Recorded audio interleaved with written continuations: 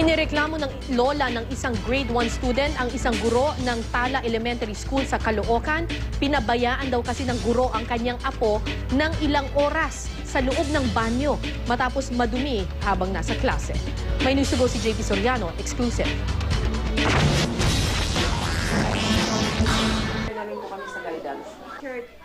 Ganun na lang ang pagkahabag ni Lola Marie Di niya tunay na pangalan sa kanyang 6 na taong gulang na apo na dumiraw sa shorts habang nagkaklase noong Lunes ang apong pinangalanan naming James, grade 1 sa Tala Elementary School sa Caloocan. Pinapunta raw siya ng gurong si Mrs. Cathy Esquivel sa banyo para maghugas at pinahatiran ng tabo sa isa pang estudyante. Nung naghugas siya, hindi siya marunong, yung tubig napasok sa medyas niya hanggang sapatos.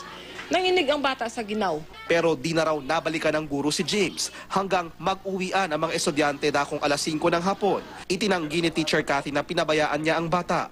Mula nang pumunta sa banyo si James bago mag-alas 2 ng hapon, ilang beses pa raw niyang pinuntahan ng bata para tulungang maglinis ng katawan. Pero ayaw raw talagang lumabas ni James. Basta ginawa ko yung paraan ko as a teacher, so dinala ko sa CR para maghugas. Then nag-text ako sa parents niya na magdala ng mga gamit ng bata na pampalit niya. Tapos naghanap ako ng short para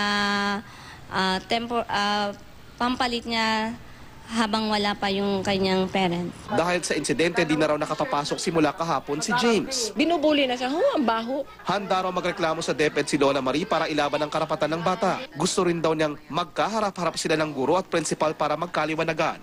Ang principal naman, sinabing nag-imbestiga na raw sila at nakapagsumite na ng report sa DepEd. Inaayos na po ng school yung problema. Naka-record na po yan.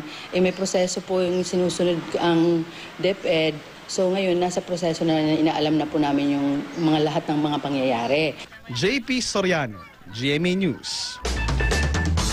Mga kapuso, natanggap na nga po ng DepEd ang report kaugnay sa isyong ito. Sa panayam ng unang balita sa GMA kanina, sinabi ni DepEd Assistant Secretary Tonisito Umali na hindi raw tamang pabayaan sa loob ng banyo ang isang bata. Gayunman, aalamin daw nila kung nagpabaya nga ba talaga ang guro.